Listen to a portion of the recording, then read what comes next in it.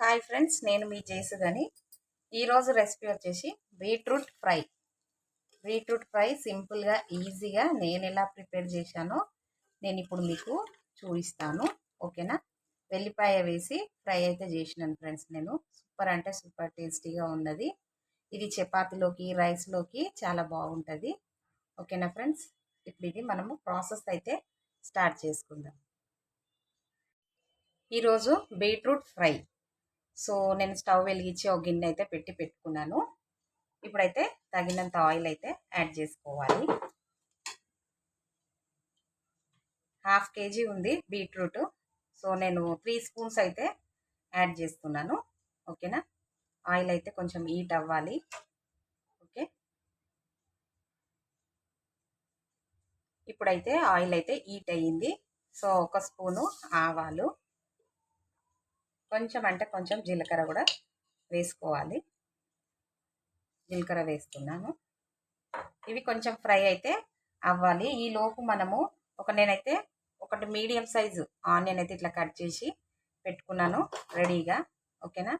ఈ పోపు వేగిన తర్వాత ఆనియన్స్ అయితే యాడ్ చేసుకోవాలి. ఇప్పుడు చూడండి, ఆవాలు జీలకర్ర మంచిగా ఫ్రై అయింది కదా. ఆనియన్స్ కూడా యాడ్ చేసుకోవాలి. ఆనియన్స్ ఎక్కువ ఫ్రై అయితే చేయొద్దు, ఎందుకు అంటే బీట్రూట్ ఫ్రై కదా. సో ఆ ఫ్రైలో మనం ఇవి ఎక్కువ ఫ్రై చేస్తే మాడిపోయిన స్మెల్ వస్తుంది. అందుకనేసి ఇవి కొంచెం అంటే కొంచెం ఒక 5 మినిట్స్ ఇట్లా ఫ్రై చేసుకోవాలి. చేసుకున్న తర్వాత బీట్రూట్ అయితే సన్నగా కట్ చేసి పెట్టుకున్నాను. ఆ బీట్రూట్ అనేది మనము యాడ్ చేసుకోవాలి. ఇప్పుడైతే ఇది కొంచెం అంటే కొంచెం ఫ్రై అయితే చేసుకోవాలి. ఇప్పుడు చూడండి, ఈ మాత్రం అయితే ఫ్రై అయితే చాలు, ఎక్కువ ఫ్రై అయితే చేసుకోవద్దు. ఇట్లా కట్ చేసి పెట్టుకున్న బీట్రూట్ ఇవి యాడ్ చేసుకోవాలి.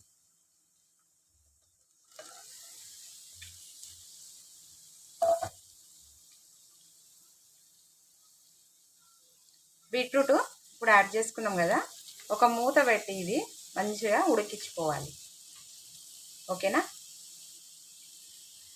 ఒక మూత పెట్టి అయితే ఇప్పుడు ఉడికించుకోవాలి కంప్లీట్గా. ఇప్పుడు చూడండి, నేను మూత పెట్టి బీట్రూట్ అయితే ఇట్లా ఫ్రై అయితే చేసుకున్నాను. బీట్రూట్ అయితే కొంచెం అంటే కొంచెం మెత్తబడ్డది. ఓకేనా? సో ఇప్పుడు మనము స్పైసెస్ అయితే యాడ్ చేసుకోవాలి. ఓకేనా? ఫస్ట్ అయితే నేను ఒక వెల్లుల్లి రెబ్బ మొత్తము ఇట్లా కచ్చపక్కగా ఇట్లా దంచి పెట్టుకున్నాను. ఇప్పుడు ఇదైతే మనము వేసుకోవాలి. ఇట్లా కొంచెం ఇట్లా సైడ్కి ఇట్లా ఆయిల్ అంతా ఒక దగ్గరకు ఉన్నప్పుడు ఇవి ఇట్లా వేసుకోవాలి.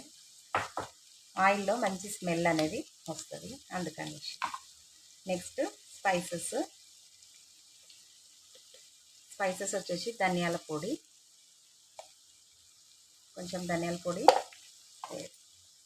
1.5 స్పూన్ అయితే వేసుకున్నాను. కారం వేస్తున్నా. కారం కూడా 1.5 స్పూన్ వేస్తున్నాను. మీరు మీ టేస్ట్కి తగ్గట్టుగా వేసుకోండి. నెక్స్ట్ పసుపు,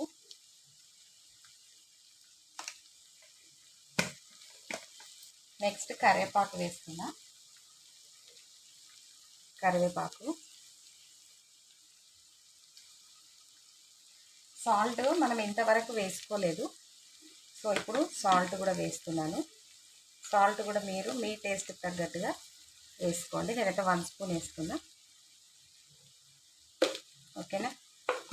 సో ఇప్పుడు ఇవన్నీ వేసుకున్నాం కదా. ఇప్పుడు ఇది ఫ్లేమ్ అనేది చిన్నగా పెట్టుకొని ఇది దగ్గరే ఉండి ఇట్లా మనం ఫ్రై అయితే చేసుకోవాలి. ఎందుకంటే ఇప్పుడు స్పైసెస్ అన్నీ యాడ్ చేసుకున్నాం కదా. సో ఇందులో ఏమాత్రం వాటర్ కూడా లేదు, అడగంటుకుంటుంది.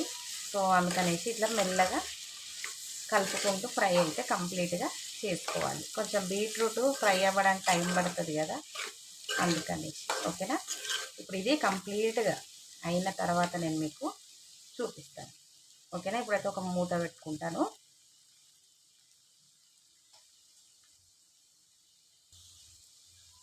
ఇప్పుడు చూడండి, మన బీట్రూట్ ఫ్రై అయితే కంప్లీట్ అయ్యింది. సో ఇట్లా చెక్ చేస్తే కూడా మంచిగా ఇట్లా విరిగిపోతుంది. ఓకేనా ఫ్రెండ్స్? వెల్లిపాయ వేసి మీరు ఇట్లా కూడా ఫ్రై చేసి ఈ టేస్ట్ గురించి నాకు మీరు కామెంట్ చేయండి. ఓకేనా? ఈ రెసిపీ కనుక మీకు నచ్చినట్టయితే లైక్ చేయండి, షేర్ చేయండి, సబ్స్క్రైబ్ చేయండి. Thank you for watching.